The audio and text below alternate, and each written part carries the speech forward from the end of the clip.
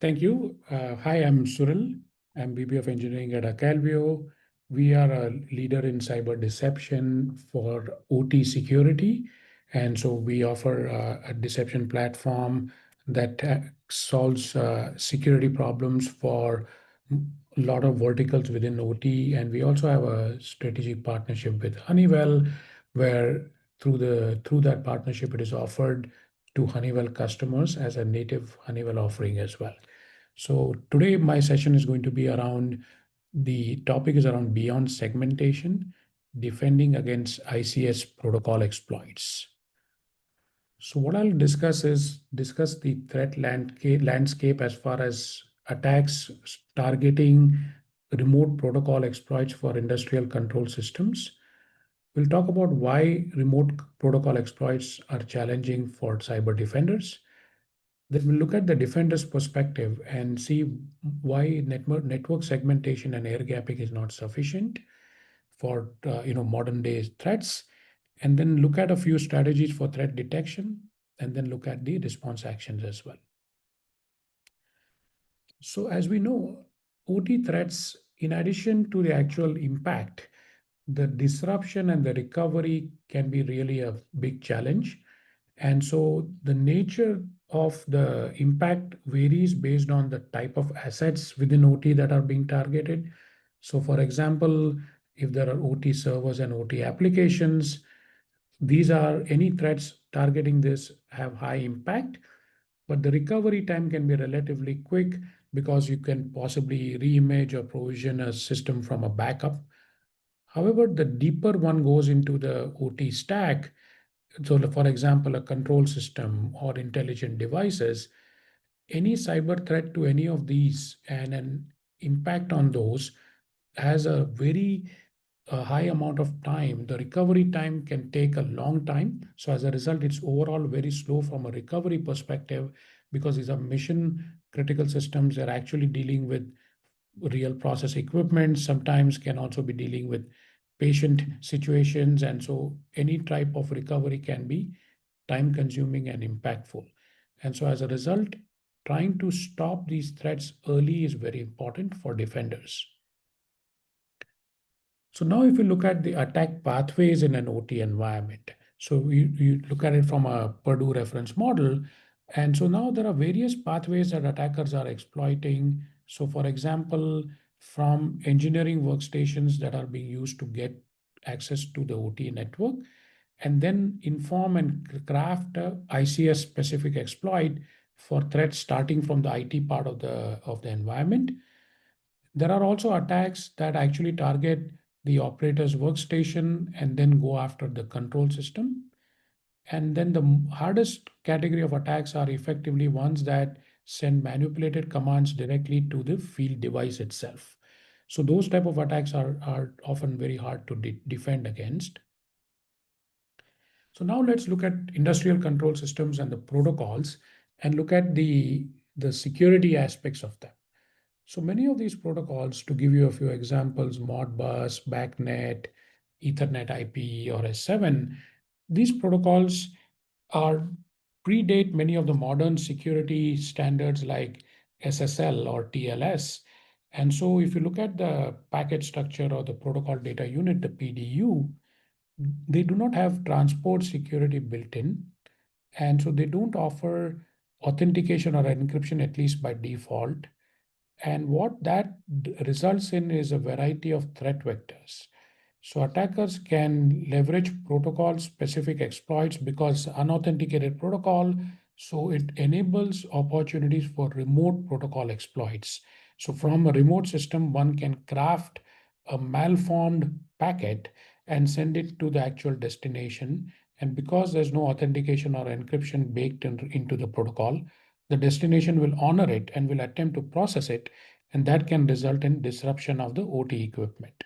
So it can result in unauthorized commands. It can also result in man-in-the-middle attacks because the attacker can sit in the middle and sniff for traffic being targeted towards the destination. And because it's all clear text traffic that's going over the wire, the man in the middle can sit and manipulate the traffic and change the instructions being sent to the destination and result in damage to the OT equipment. It also enables replay attacks where effectively a protocol packet that was sent earlier can be captured and replayed back, which is not the original goal or the objective. And replay attacks can also result in damage. So now let's look at a few ICS malware. So there is the well-researched case of Triton, which is industrial control malware, and that was targeting a specific OT equipment vendor, for example, in this case, Schneider Electric. So the attacker leveraged this malware and reverse engineered Schneider Electric's tri-station protocol and effectively targeted safety instrumentation system SIS controllers and sent specific instructions to try to disable and disrupt the SIS controller in this part of a process equipment. And so that type of attacks have been occurring for a long time, and this is back in 2017. But these threats have significantly evolved in recent times. So, for example, last year in 2024, there has been the discussion around frosty goop, which is effectively a new form of ICS-specific malware. And this malware is specifically targeting the Modbus protocol, and it's written in Golang. It uses open source libraries, and this is a broad malware that's targeting any ICS equipment that is using the Modbus protocol. And many, as we all know, many equipment vendors and many asset types in OT do use Modbus. And because the threat is specifically targeting the protocol instead of a particular equipment manufacturer, it would apply to any of the equipment manufacturers. So it greatly expands the scope of the attack surface, goes beyond vendor-specific exploits like Triton. So if you look at Frosty Goop in a little more detail, the malware is designed for flexibility. So it has a flexible set of command line arguments where the attacker can use this malware, send various instructions to specific commands. For example, one has the ability to send read and write instructions and actually manipulate specific registers within the Modbus protocol. And all of this is being done through remote exploits. So just simply by using this type of a malware, the attacker can take a PLC and try to create a disruption by attempting the Modbus exploit from it. So these type of protocol exploits, if one looks at a use case, for example, water treatment plants, so effectively the attacker who does not have physical access to the equipment in that part of the water treatment facility can still go and create disruption. So the attacker can be in a remote, can be completely outside, and so has no physical access to the organization at all, and can remotely tunnel in through a VPN, get initial access to a foothold in some part of the water treatment plant, and from there they can exploit the various type of equipment in the plant. And all of that can be done using malware like Frosty Coop, which are doing remote protocol exploits against that type of assets. So they can craft Modbus specific exploits and now target the various PLCs and shut off actual water supply. So these type of remote exploits become very hard for the defender because they're not even having a foothold in the environment in the first place, other than getting the virtual foothold through the initial access. So these protocol exploits can create widespread disruption and create impact for industry verticals within OT. So now that we've looked at the attack surface, let's look at the defender's perspective. So, so OT security has traditionally been focused on air gapping and segmentation, which is always a necessary control, and one must set it up as a defender because whatever one can prevent, one should prevent. It's a form of a prevention-based control. However, in a modern OT environment, purely air gapping and segmentation is not now no longer sufficient because of various type of exploit pathways. So there is increased connectivity between IT and OT that results in new pathways for the attacker. Sometimes OT assets are connected to the internet for sending monitoring data, and so that can also result in an expanded surface. But the most important part is that there are, whether it's an external threat or an insider, and they have access to the equipment, and these protocol exploits, which are the remote protocol exploits done through ICS protocols, are the ones that make it the hardest to defend against. So effectively, you cannot actually buy, if the attacker gets access to relevant protocols and can send an instruction, then through the allowed pathways, they can go and take an impact on the assets. And that has significant challenges from a threat defense perspective. And so, from a defender's point of view, one needs layered defenses or layered security. A defense in depth based approach is always a recommended approach for OT and ICS security.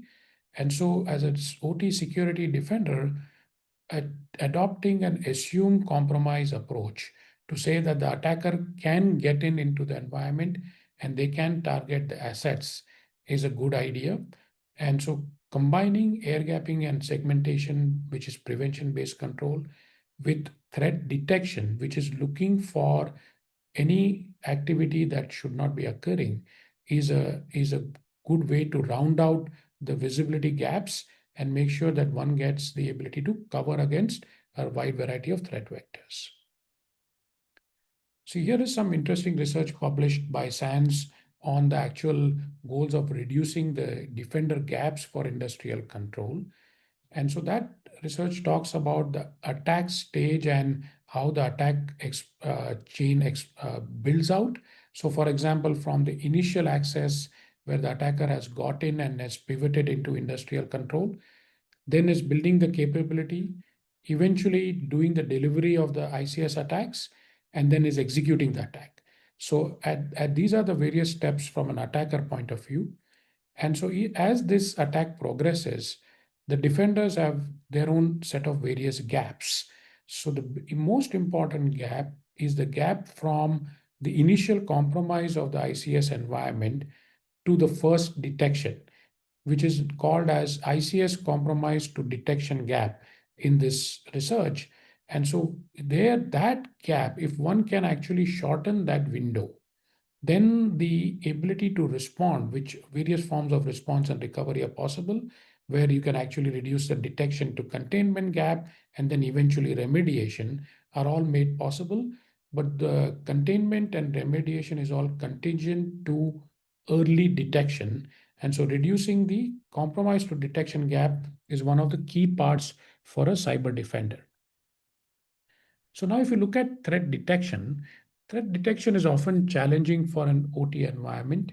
So as we know as defenders, agent-based security controls are often not very widely applicable for OT. So PLCs, bespoke equipment, which is special form factors, you cannot run a traditional agent-based security like an antivirus on it because it's not compatible. And also the log formats are often proprietary, so log analytics becomes hard. Access to the logs is challenging, and each vendor writes logs in their own format. So trying to analyze as a defender all the possible universe of equipments and the various log formats associated with them, and then trying to extract malicious activity through logs becomes extraordinarily hard. And the protocol specific exploits, which are the ones that we have been discussing today, which are the ones targeting specific ICS protocols, are the hardest to detect because these are things where there's a unauthenticated packet. The attacker can just go and craft a specific payload and then result in impact to the OT environment. And these type of exploits are getting harder especially when the insider has direct access or the attacker is doing living off the land attacks and they have access to the assets, they can use that for damage. So an example of a modular ICS exploit toolkit is PipeDream, which has the ability to target specific levels of the OT equipment, and it's completely custom and modular. And so it can then be used by the attacker to go and craft various exploits against different assets at each level of the Purdue reference architecture. So now from a defender's point of view, the ability to use preemptive defense, which is a form of setting traps for the attacker. That can be a relevant and a useful approach. So the whole idea of preemptive defense is based on the premise of trying to assume that the attacker can get in, anticipating the threat and setting traps for the attacker. These traps can be of various different types. Decoys that represent ICS assets. So one sets creates a additional entity which is like a honeypot deployed in the ICS network that represents a asset as far as the attacker is concerned, and then deploying honey tokens on the actual assets, which are deceptive pieces of data, and these can represent identities or data elements. So by combining honeypots and honey tokens and placing them in the industrial control system and then having these talk the various ICS protocols, that makes it very relevant for threat detection. So especially for protocol specific exploits, the decoys or the honeypots need to be also aware of the ICS protocols. So that way they can actually get a visibility for the protocol specific exploits, detect as well as divert threats that are attempting these type of protocol exploits. So from a mappings to the MITRE ICS matrix, so if one looks at the various techniques from a MITRE ICS matrix point of view, which are all involving remote protocol exploits, by setting these type of decoys and honeypots in the environment and making them talk the protocols, one gets as a defender the ability to look at the various tactics and techniques used by the attacker for the protocol exploits, and one can get a visibility onto what specific tactic and technique is being used as part of the ICS exploit sequence. So let's look at one of the use cases, for example, where one wants to get as a defender early warning of threats that are attempting a remote protocol exploit. So I'll walk you through a quick scenario. So here is a case where the attacker is trying to go after a PLC and attempting a protocol exploit.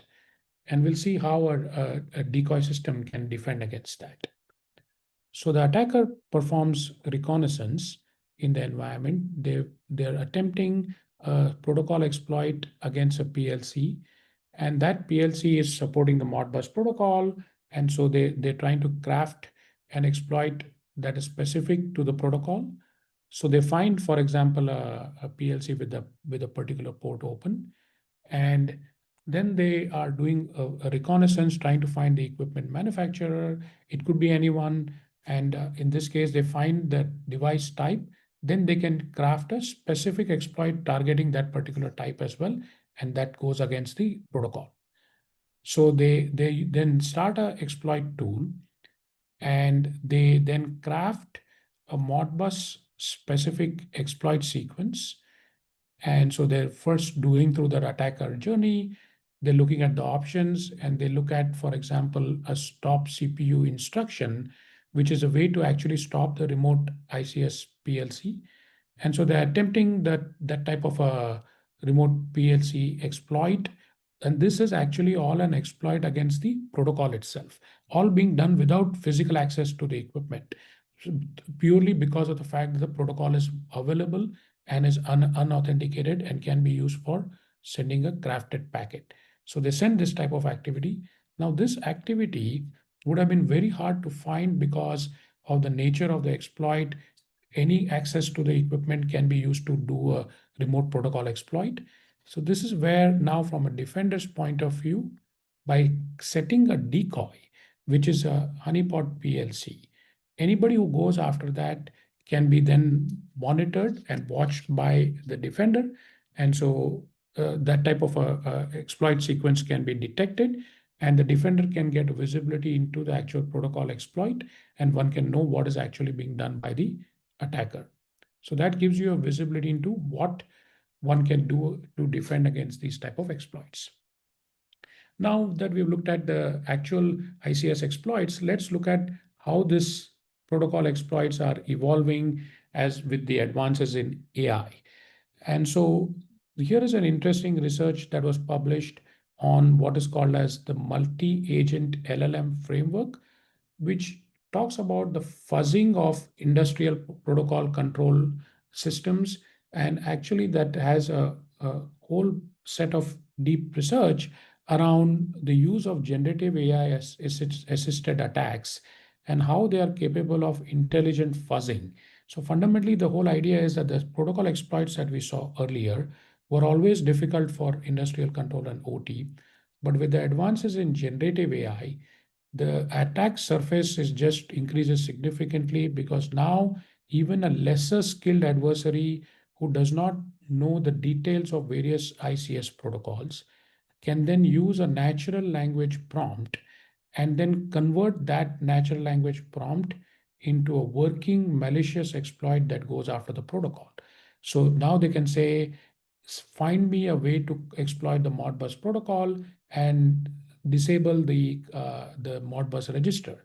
That type of exploit can be done through a English language prompt, which makes it much harder for a defender to detect. And so here is an example of the multi-agent fuzzers. And so what these have the ability to do is to go after various equipment vendors. And so it can go after pretty much any of the equipment providers in an OT environment. And the only thing that the attacker is doing is to provide the natural language prompts and also to go through what is called as a chain of thought reasoning, where you can do a multi-stage prompt sequence. So initially, the prompt is to say, do a reconnaissance to find the equipment manufacturer. It generates the equipment manufacturer. Then the next prompt comes in to say what protocol, what port is open. Then it says, okay, the port 502 is open. So I know as an attacker that there is, Modbus sitting on the destination. And then one can say, okay, let's extract the various fields within the actual destination. It extracts the various fields, and then one can actually send a crafted Modbus specific exploit to say, go and take this type of an action against the target. So this is generating very, very specific and tailored exploits that can impact an industrial control system. And that makes it very hard for the defender to defend against because the attack surface just greatly increases. So now to defend against these type of evolving threats, it's very important to apply, in summary, a defense in depth approach for OT security. So traditional OT security has always been focused around prevention, which is segmentation and firewall based approaches and air gapping. But as these exploits occur and specific malware like Frosty Goop, and then the advances in generative AI to exploit these industrial control protocols are increasing, one needs a mechanism of threat detection. And for a detection layer within an OT environment, a deception-based approach where one sets honeypots, which are not based on the specific attacker techniques, but are instead based on the goals of the attacker, can be an effective approach to detect ICS protocol exploits, irrespective of the method used by the attacker, whether the attacker did Frosty Coop malware or whether they did a generative AI assisted exploit sequence is not of consequence. It's more about the fact that the attacker is attempting to target a high value asset in OT. You can set a trap and get a visibility. So that's a quick overview. If there are questions, we can discuss them now.